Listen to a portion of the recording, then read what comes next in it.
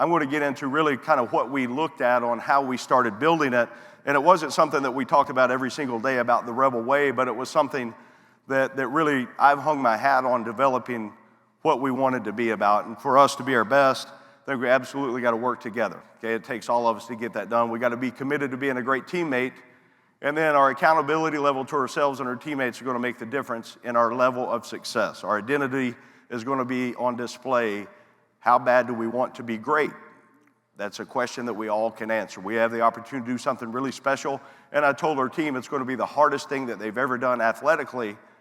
There's going to be no instant gratification about it, but it'll be the most rewarding thing that they've ever done in sport. And I thought that our guys bought into that, about commitment, about the common goals as the team and being successful, about being unselfish, being team first, always putting the team ahead of anything individually. And I think our guys ended up moving into a position that they really cared about our team.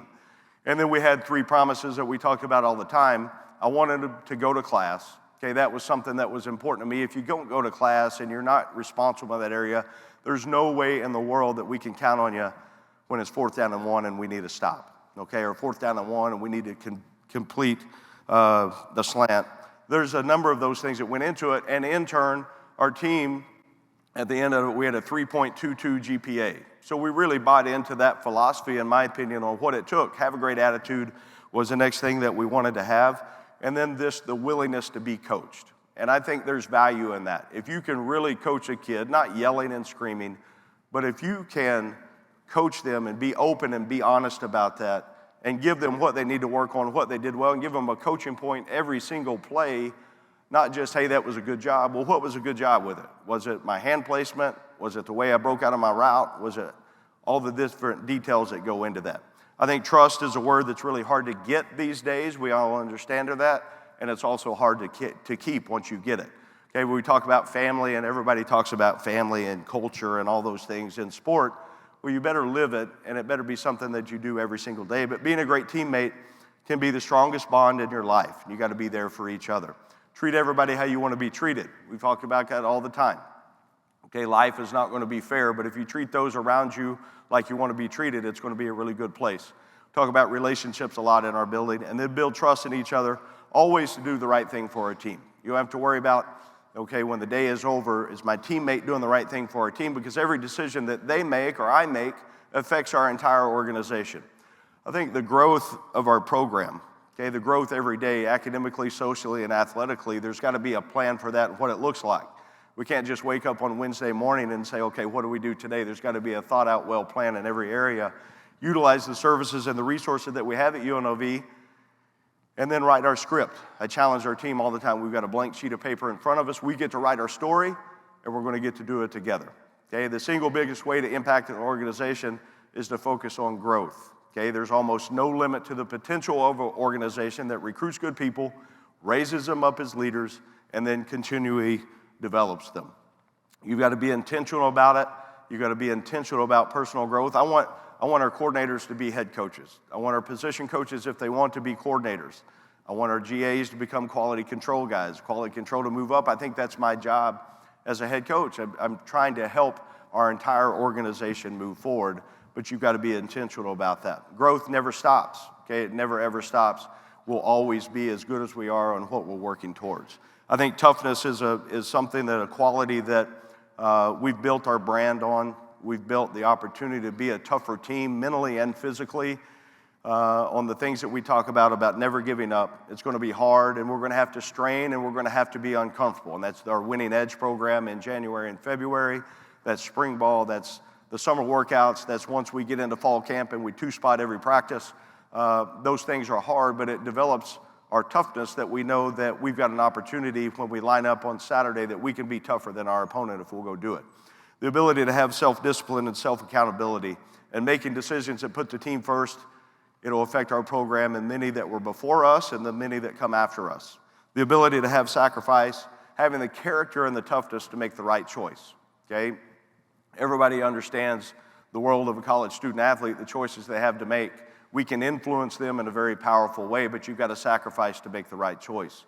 Are we committed to doing more? This was maybe one of the biggest hurdles, and we haven't cleared it yet. We're still working to clear that, but are we willing to do more? Are we willing to have the recovery habits, the social habits, and then the extra preparation that it takes to be successful? Everybody in college football works hard, okay? Everybody does. But are you really, really willing to do a little bit more when those times come? We got to have unmatched effort, we got to have unmatched urgency, and we got to have unmatched enthusiasm. Okay, we talk about in our program a lot our team bottom line, okay, and some of those things that show up in the way you play, and the way you run to the ball, the way you play with the ball when the ball is not in your hands is something we use on offense all the time, but then the enthusiasm to do that is so important.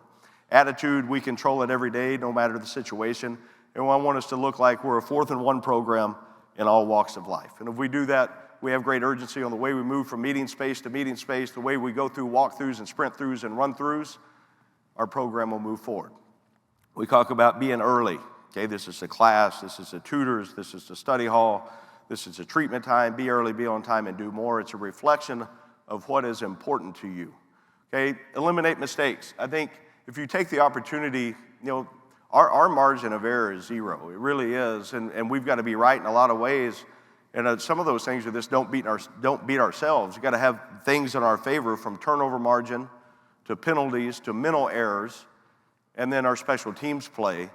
I had done a study a number of years ago, and I'm sure somebody on the crowd's going to correct me on the analytics side, but over the last 20 years or so, if you create 25 takeaways on defense, okay, it doesn't matter, take offense out of it, take whatever. If you create 25, really the average of wins is 8+, okay? And that sounds crazy because we're always talking about turnover margin, and that's as or more important. But on defense, our goal is always to get 25.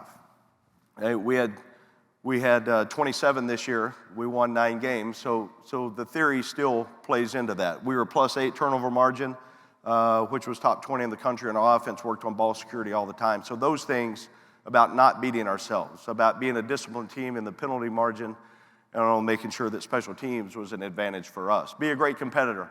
Okay, we're going to try to set up things starting back. We start school next Tuesday, and everything that we do in the weight room, okay, everything we're going to be, there's going to be competitive spirit, there's going to be battles, there's going to be things where there's a winner and a loser every day. Because you can't ever accept losing. Once you accept it once, we talk about it's going to be easy to do the rest of your life, and we're trying to create a culture that does not allow that. We talk about being hard, being smart, and being tough. That was our tagline at Memphis, and it holds true to everything that we're trying to do there at UNLV, and you got to do it for longer than your opponent. We talked about being a winner and a loser, and then the expectation to win.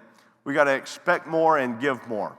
Okay, everybody wants to win. It's easy. Raise your hand, you want to win, no doubt.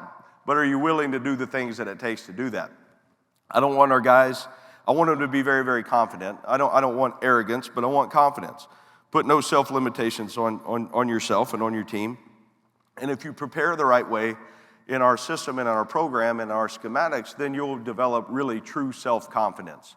And you can go out and you can play free with that. Prepare, believe, and train to win. The consistency of what it looks like. Okay, it's really, really hard.